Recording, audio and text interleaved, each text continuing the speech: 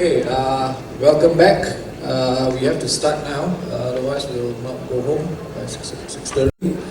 Well, the next paper will be from Wes Brown, who is the founder for Ephemeral Security.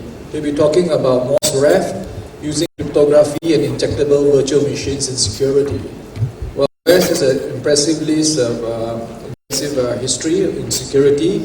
Prior to joining Acuvant as a senior security consultant, he was a member of the ISS X-Force consulting team and has conducted hundreds of pen tests and security assessments for them. And he has also spoken at various security conferences like DEF CON in the past. And currently he's one of Acuvant's lead consultants, and in the ephemeral security, Wes hopes to advance the state-of-the-art in network security with this research with MOS-REF. And so, without wasting any more time, let's give a warm welcome to Wes.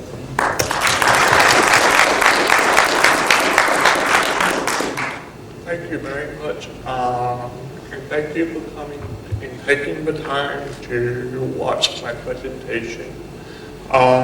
Presentation is about cryptography and injectable virtual machines, which is a pretty interesting concept. As he has said, I founded Ephemeral Security, and Ephemeral Security's purpose is to conduct research, development, and engineering of very interesting solutions to very interesting security problems.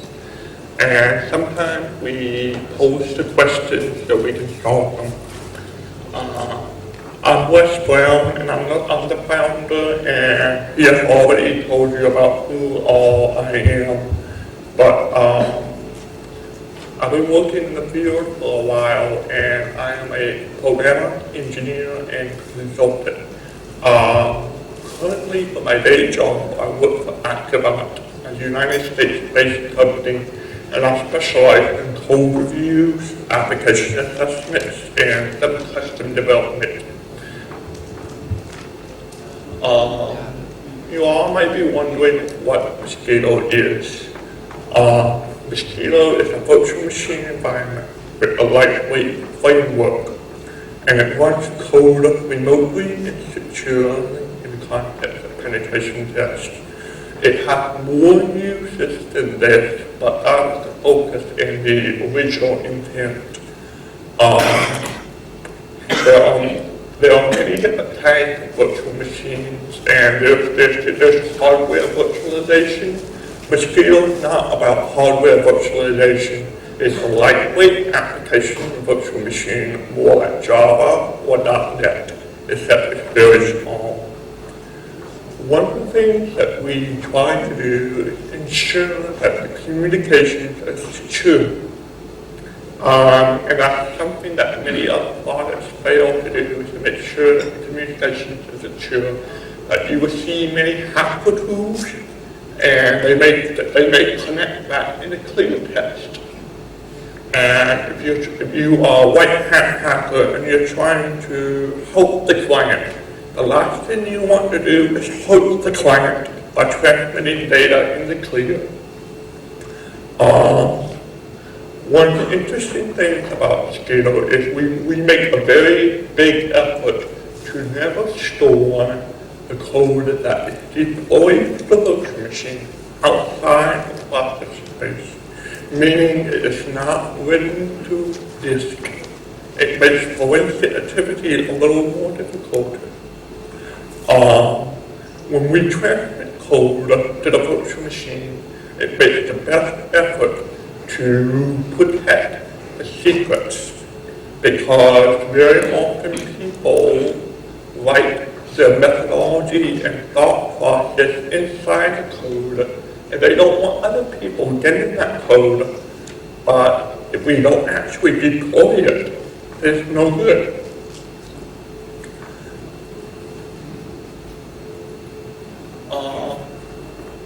As I said earlier, often you may want to do O-Day code. I have looked for internet security systems, and sometimes we use code that has been discovered by the research division to to establish that the client is vulnerable, but we don't necessarily want the ODay code to leave our control.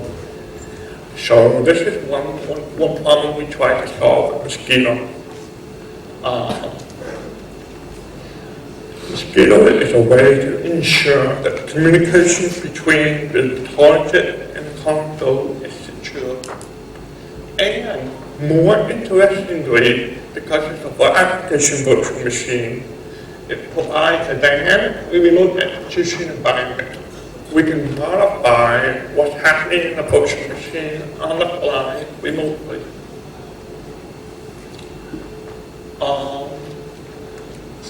To better understand the context of Mosquito, I'm going to explain some of the more traditional approaches to deploying code on a remote system. Shell code is the oldest code. It is static, inflexible, loadable, and targeted to one environment. Shell code that is written for one environment often does not work in another environment. And if the system is patched or the environment is changed, it breaks. Like if you change your NT service pack, you change the libraries and your shell code breaks because you are mapping against the memory location in the library or the books. We also have syscall policies which are more flexible and they're higher level. However, the problem is driving logic is on the attacker's side. The attacker's side makes the syscalls which are transmitted over the network and executed on a remote system.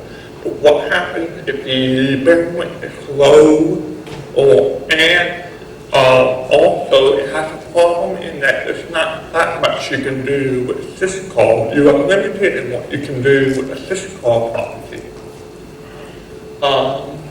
Another interesting approach is DLL injection, which is pretty neat because you can implement higher level functions easily. And we can put logic on the target side. This solves the problem with syscall policy. However, the DLL injection methodology are static. You can't change it once you have injected, and it's Windows only. Then we got exploit compilers, which is pretty close to what Mosquito does, in that we have custom code and we compile it, and at compile time, we compile it to a target.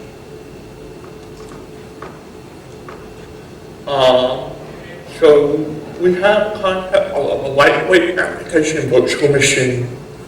It can be very small. Mosquito is 128K binary size. That's the entire virtual machine. It can be even smaller for executable compression techniques, which is kind of hairy. But we may look at executable compression techniques in the future and get that down to 64K payload size. And most interestingly, it's write once, run anywhere. It's what Java promises, except Java is very big and very heavyweight. Code written on a Linux virtual machine will run on a Windows virtual machine on output. And when we use a lightweight application virtual machine, rather than trying to use a general purpose language, we can use languages that are specifically designed for the task, network applications, and network security. And we design our own language called Mosquito Lisp. It's a very nice orthogonal development environment. And it's dynamic. As I had mentioned before, code can be altered and updated even on a remote virtual machine. And like this will be reprogramming. We deploy the code on a target machine and we find that it doesn't work. We can debug and modify the code on the fly on a remote machine. We have several components of Mosquito. We got core virtual machine, which is 128K.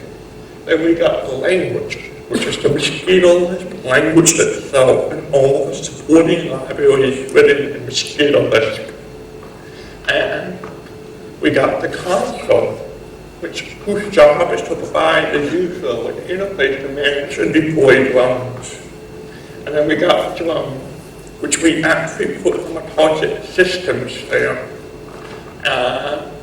It contacts the console, and then it executes bytecode and statements that the console sends to it.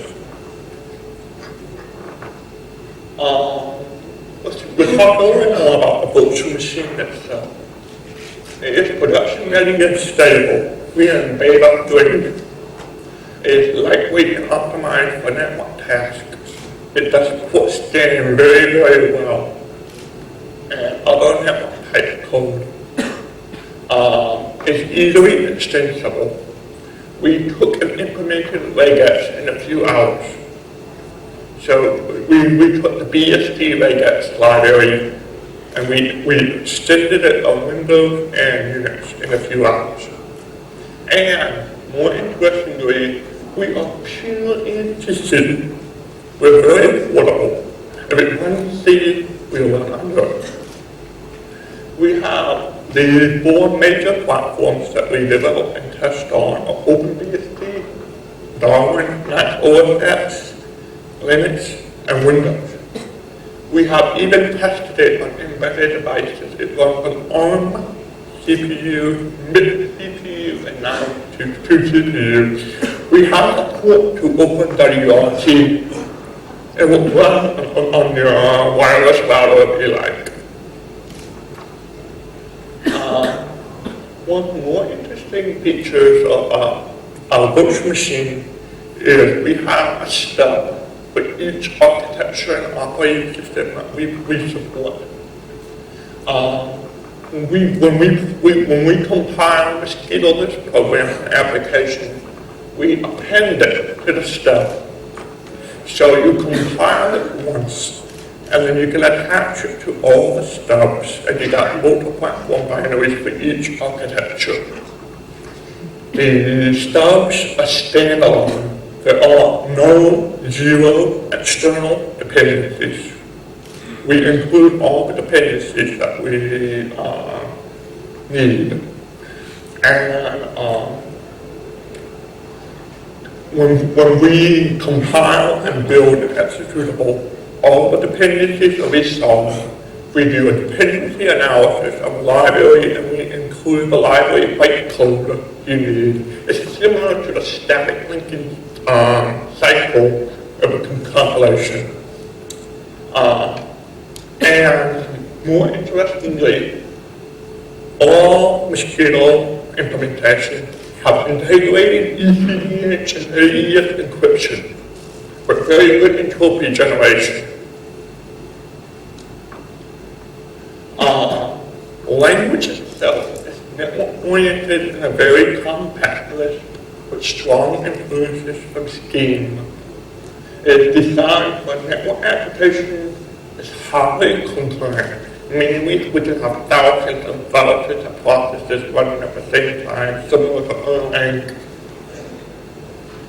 And it's very efficient in network and process API. We have a rich environment with over 300 primitive functions and 200 library functions in the standard library. That's 500 functions that you will get with every Mosquito installation in 128K. It's well documented with a complete reference manual available online for download.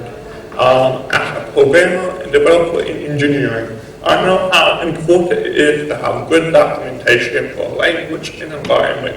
So I made a priority to have documentation. I paid a tech writer to write documentation for me. The language is self-hosted. The Mosquito Lisp compiler is ready for Mosquito Lisp compiler and compiles itself. That is a complex application in itself. And that's one of the milestones of a language that is able to compile itself. Interestingly, the mosquito list compiler will run under other schema, and this is important if you want to bootstrap it.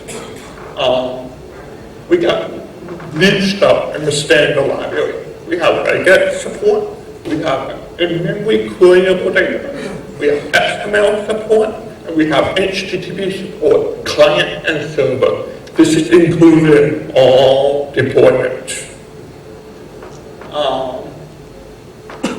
One of the major features of Mosquito is the concept of a channel. It's an abstracted communication mechanism. We have a cryptographic channel, which means you can add anything you want to communicate. We provide the cryptographic services, and it's very easy to implement secure communications using Mosquito.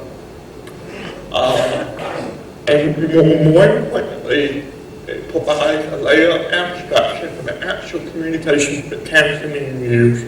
Right now, by default, we use TCP, but there's no reason why you can't use ICOM payloads, DNS, or UDP as a payload for communication. All Mosquito wants is a guarantee of packet delivery.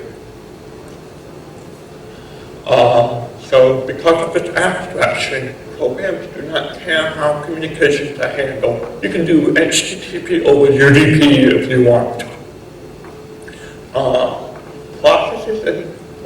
processes and sockets have a read-and-write channel that can be mapped up to other channels. It's like a telephone probe board. You got a process on one machine, you got another process on another machine. You can totally transparently map the channel between them, having inter-process communications. We got the drone, which is the virtual machine with cryptographic functions and drone functions. It's highly optimized, reduced size. We strip out everything that we do not need for drone functions, so that we have small payload size so that we can deploy it on a target machine. It stores and executes bytecode programs sent by the console.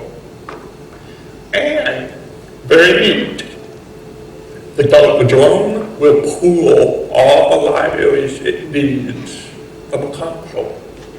Once the drone is up and running and it creates a connection to console, it continues the bootstrap process and it begins to pull the additional libraries you want to support your application. And it's done automatically. Bytecode sent by the console is only stored in process memory.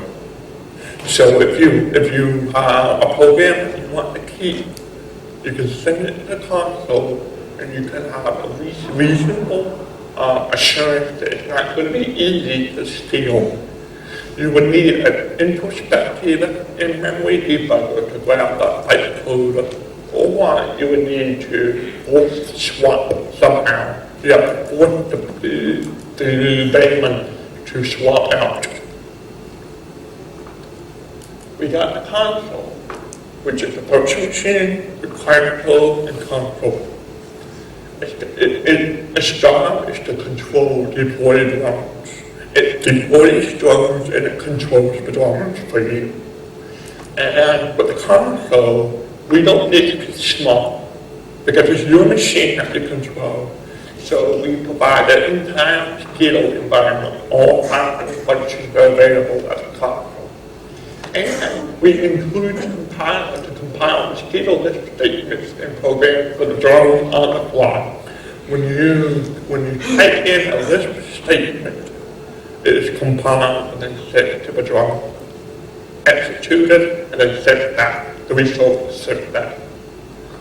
We got interface for interacting with drones in real time.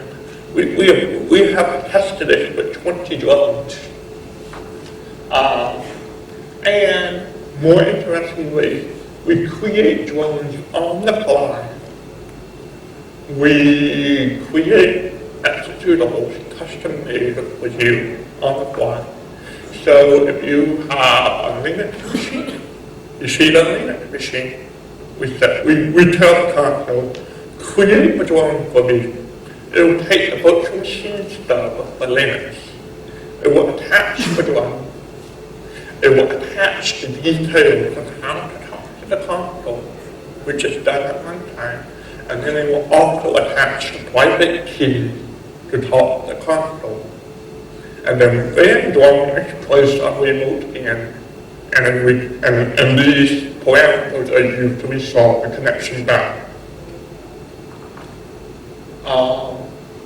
There's some pretty neat things we can do with Mosquito framework. We can refactor exploit to Mosquito for security deployment to target. Rather than having to compile an exploit for that particular target, you just refactor it to Mosquito and you can run the exploit anywhere you have a drone. Additionally, because Mosquito is a high-level function, it's very easy to write exploits in. We have refactored a 500-line exploit into 30 lines of Mosquito Lisp. We can do network and host recon. When you do network and host recon and remote host, the results are transmitted back securely, so it doesn't compromise the client. Because Mosquito can run on anything under the sun, if you write your program from Mosquito Lisp, it will run anywhere. So if you have auditing tools, you write an auditing tool, you can deploy it, you can do change control. All dependencies are resolved by the console. Anyway, we got the demo.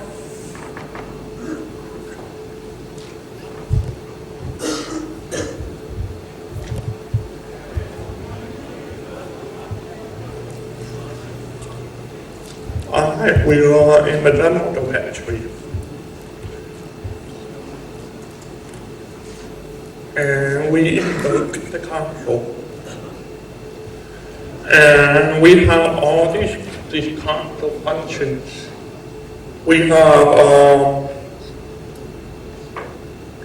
copy. We can copy a file from the console to a drone, or we can copy a file from a drone to a drone. We can execute Lisp statements. We can create drones. We can create a window. We can load up libraries from the console. And we can tell it where to run the command. So we can say, on Windows drone, do Lisp expression. It's a full function. So we got proxy, and we got port scanner, we can set some variables, and we got a shell statement to execute external programs on your behalf.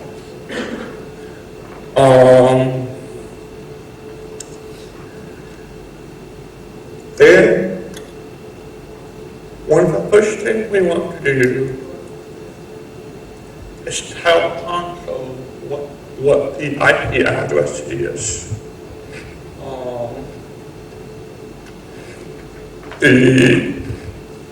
This is the network that we'll be working from. That's the virtual machine network that is we'll use it for the demo.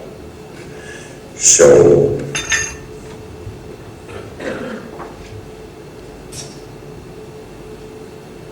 there.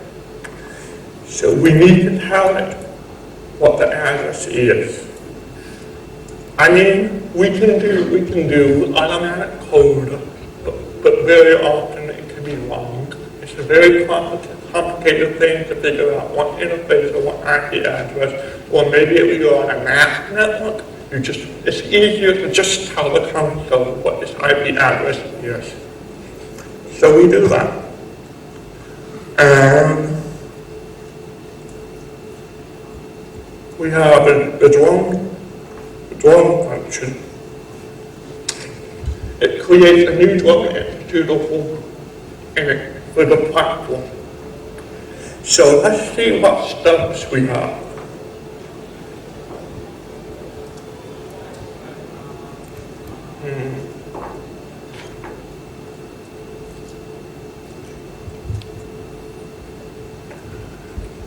we have all these stubs. We have a stub for Mac OS X Pound PC, Intel, Linux Intel, OpenBSD Pound PC. Not much case for that. Then we got a stub for Windows NT. The first machine I'm going to demo this for is a Linux machine. So what we want to do is we want to create a Linux stub. Drone, Linux, drone 1, exe. We need to give it a drone ID. So drone 1, Linux, and we need to tell it what platform the drone is. So, and the drone executable is created, and now this is the incoming socket connect on that port. We can specify what port, but right now it will pick it randomly. So the first thing we want to do is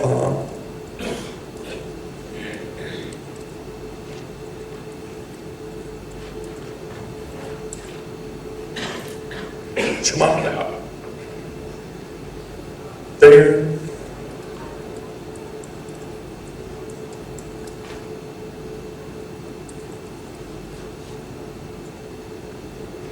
Now it's copied.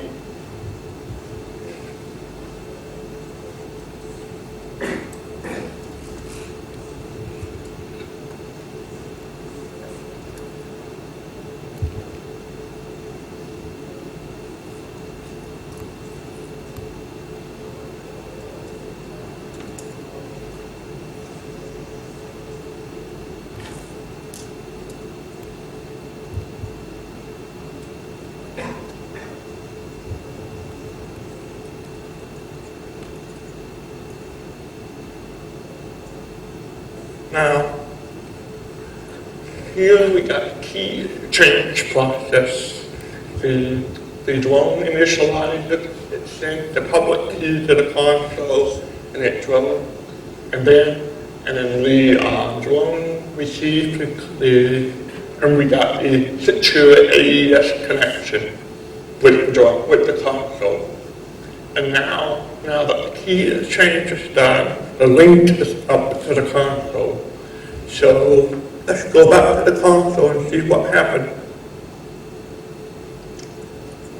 And it told us that the drone was affiliated from this address. So now we got the drone import the drone network. So let's take a look at nodes. And we got the list of nodes here. Now, again, we have to tell the drone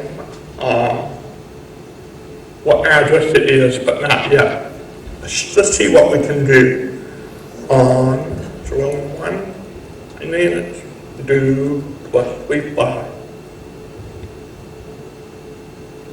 Pretty simple. It looks simple, but what's happening here is actually very complex. We got a big list statement, and the console takes the list statement, compiles it to bytecode, and then this bytecode is sent to the drone here, and then the result, and the drone is told to execute the bytecode, and then the result is returned to the console. So,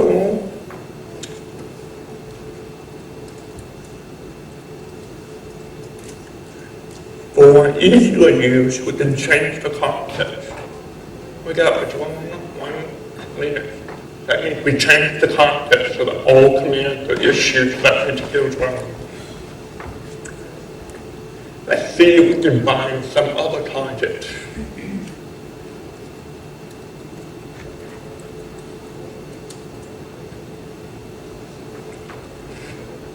This looks interesting. A Windows box in the host file here. We got a Windows box in the host file here. So,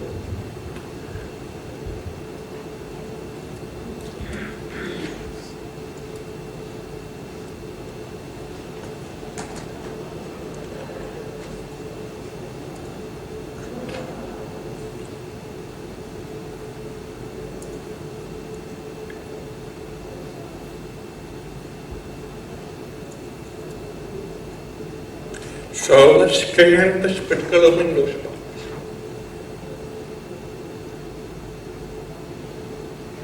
And judging from how long it's taking, it's dropping the act packets, 10 act packets. So, and we didn't get anything, so it's firewall. The Windows box is firewall. So we got this host on the network. And obviously, it's got to serve a purpose. So let's take a look at that.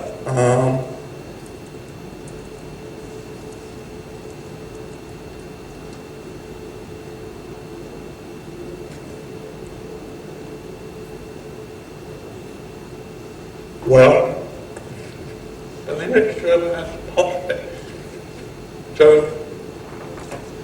that means the Linux server is running a mail server. So let's check it.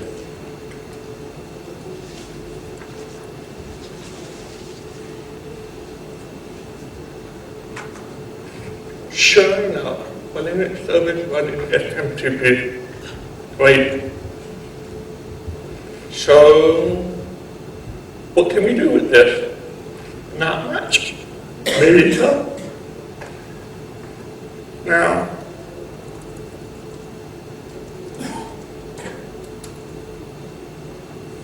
let's take a look at the password file. We got a user here. That you went. Cool. So we got a potential user to send to for the mail server.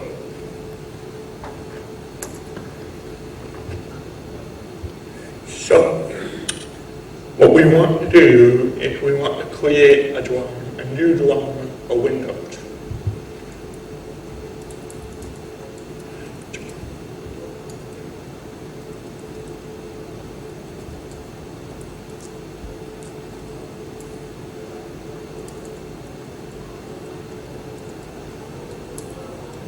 And then we got drum to Windows.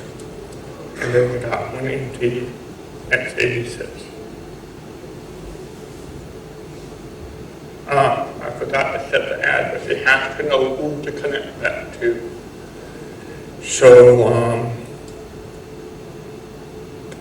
set 80 equals 10, 37, 129, 200, which is the address of the Linux server. So when we create a drum, it's going to connect to the Linux server. Great, now we got the drum created on console, which will connect to the second drum, which will connect to the first drum. Now,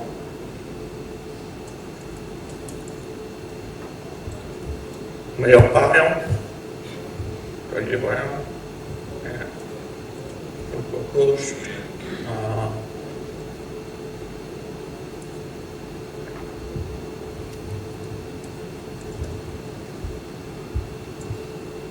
great. We sent the phone as a Trojan in email. So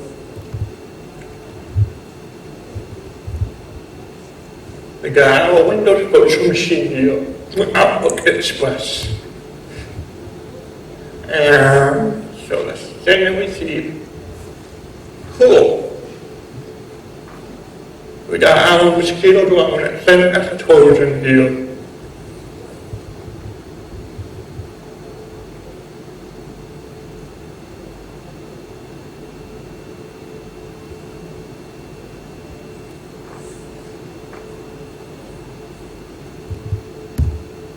Looks like nothing happened, did it?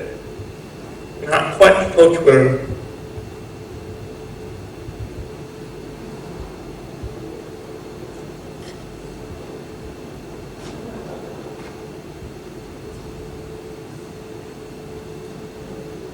Here we go. We got the drum running. Here's the dirty secret of the Windows firewall. It does not prevent outgoing connections. If you got a service that spawns a listening, stop it. It will block it. but the firewall will not block outgoing connections, so we exploit that to our advantage.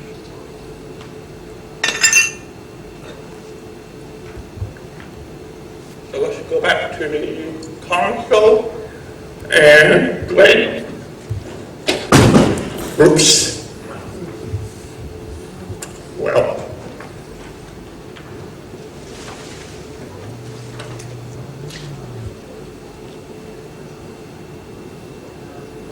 Okay, we got drone 2 Windows, which connected through the Linux drone.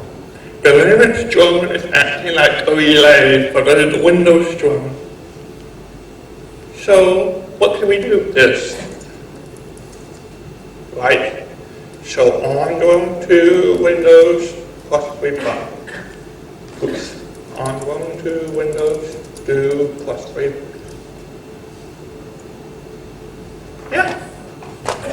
The bytecode was sent out to the drone 2 through drone 1.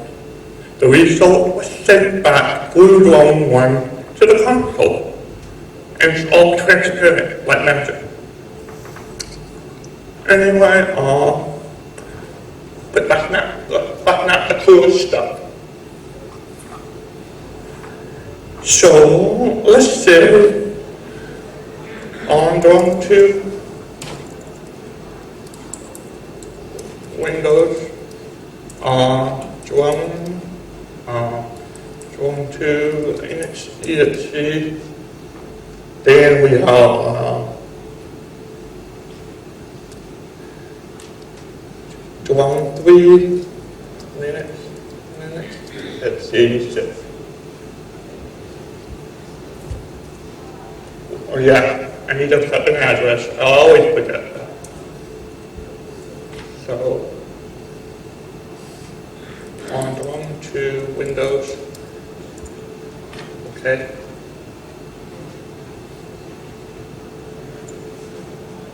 Wait, we got a third step, a third drone, which will connect through the Windows drone, which will connect through the Linux drone back to the console.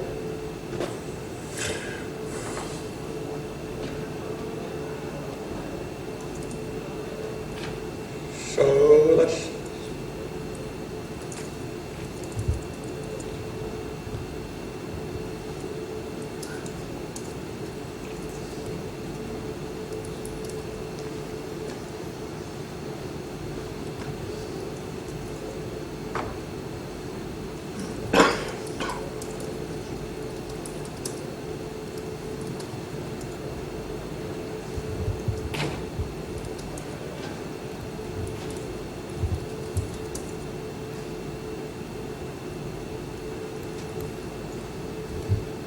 here,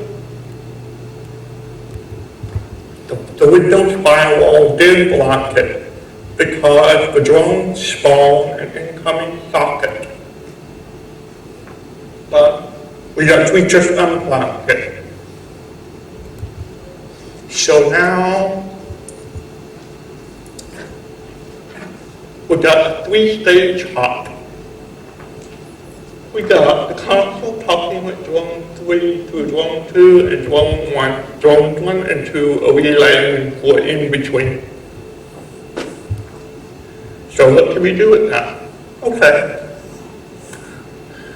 We can do on drone.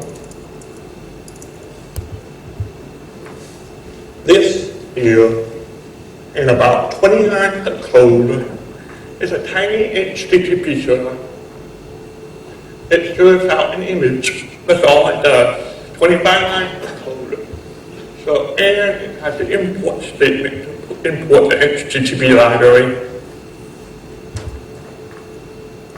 So, on drone 3 Linux, load tiny HTTP MS. The console just loaded this file, compiled it to bytecode, and transmitted a function to drone 3. So now we got the functionality for HTTP server on drone 3. Drone 3 did not have the HTTP library necessary, but the console took care of it. It also transmitted the HTTP libraries. So, on Drone 3, okay. First, we want to copy a file to serve out.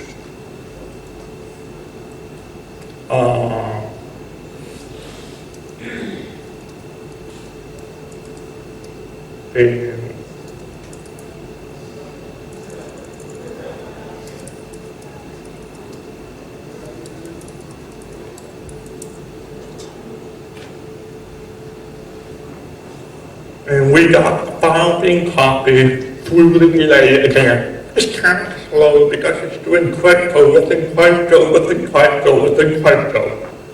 Right now we do not intelligent, we just just pass along. But wait, we got the file. So on Drone 3, we want to invoke the serve image function, and we get the port number. So image 9191. Right now we got HTTP server 19191. So let's scan Linux 9191. Yeah, it's listening on that socket. But wait, we are assuming that the console cannot directly access Drone 3 by HTTP. No problem.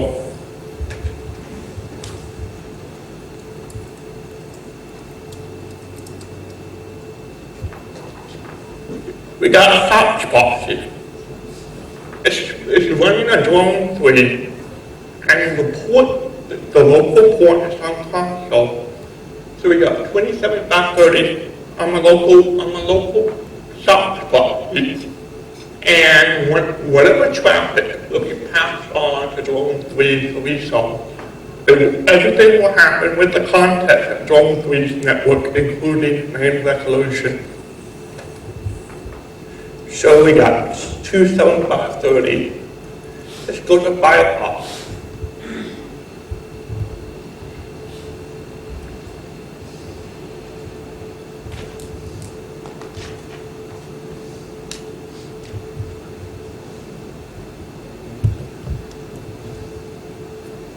It's a soft 450, 257, 27530, 27530. So now we got it set. Oops. Now we got Linux 9191.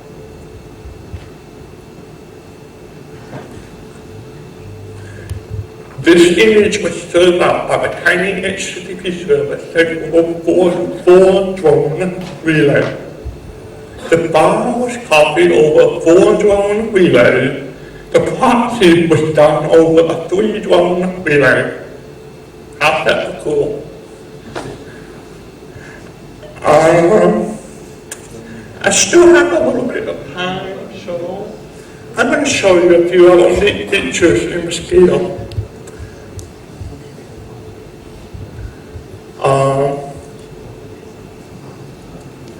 We have fork on console, which will create a new window for that context. So on Drone 2 Windows fork. We got the window for Drone 2. On Linux and Unix, it will show up as a new X term. On Windows, it will show up as a new command prompt window. Then we got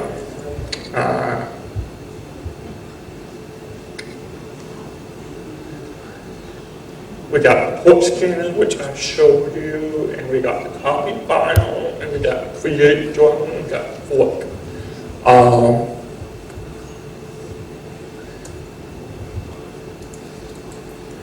Let's take a look at the directory. We got the core virtual machine here, and we got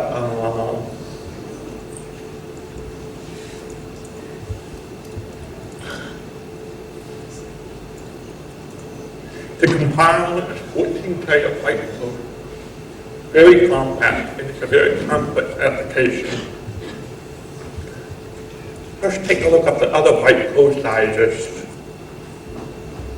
1K, 4K, 474 bytes, and we can attach this bytecode at the end of the virtual machine, or we can transmit it over the network on the fly to the virtual machine.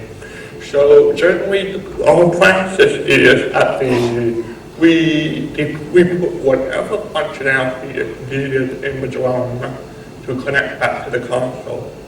Once it connects back to the console, then we bootstrap the rest of the environment. The goal is to keep the payload size small.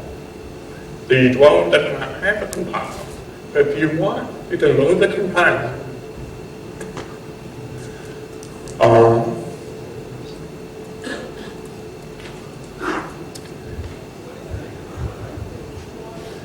And that's about all. And seeing as I have 2 minutes, and seeing that I am deaf, and it'll be easier for you to ask questions from me in person. That's all.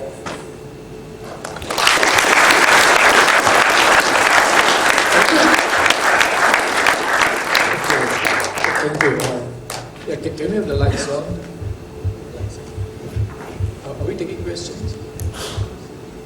You can ask a few questions, but you turn on light. Yeah. Yeah, okay, we can take a few questions. Are there any questions? Can you actually say the command all the way to all the drones at one given time? Yeah, can you Sure. Can you send a command to all the drones at just one time? So Sure, I mean, we can script the functionality in maybe 5 to 10 lines of list of code.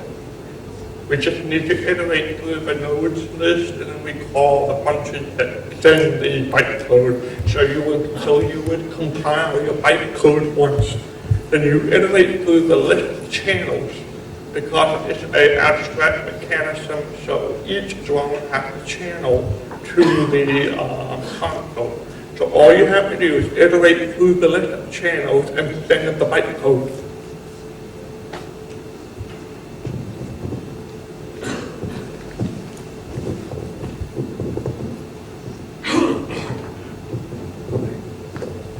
Is there a limit to the amount of drones you can create? Limitations of drone.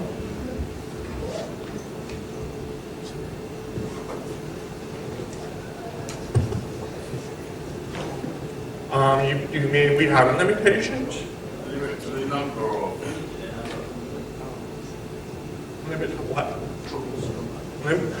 The drone itself does not come with as much functionality as the entire environment, but the part limited is a misnomer, because as I said, you can pull more functionality to the drone. You can pull the entire environment off the network.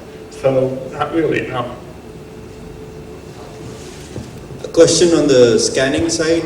Are you doing full-fledged scanning or? Well, that's a full TTP scan. So right now we use standard operating system sockets. And for each socket we create a small micro thread. Mosquito is cooperative multi-threading within the virtual machine concept. It doesn't use the operating system threading, which is an advantage and a disadvantage. The advantage is threads are extremely lightweight. There's no difference between a thread and a function. We have concurrent functions, so we can have massively threaded programs. But since it's not operating system threads, it will not be distributed among multiple CPUs, because it looks like one thread to the operating system.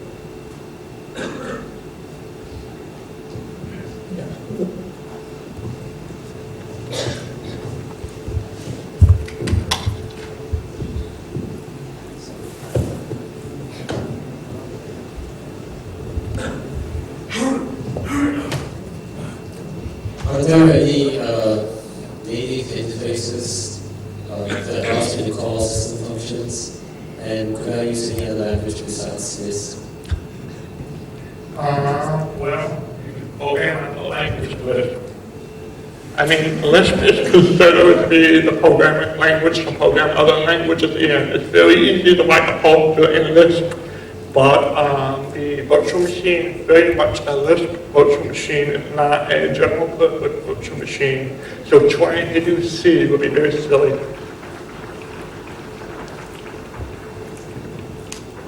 And the earlier question I had was, could I call any system APIs? What do you mean by APIs? We do not. We use standard libc of the operating system, but right now we don't have one function interface yet. But it's very easy to create primitive functions to act as the functions you want. That's how we did regex.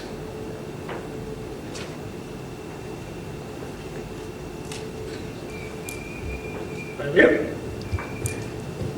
You can ask me questions one-on-one, and the Mosquito is available, but for download it is LGPL, so you can play with it if you want.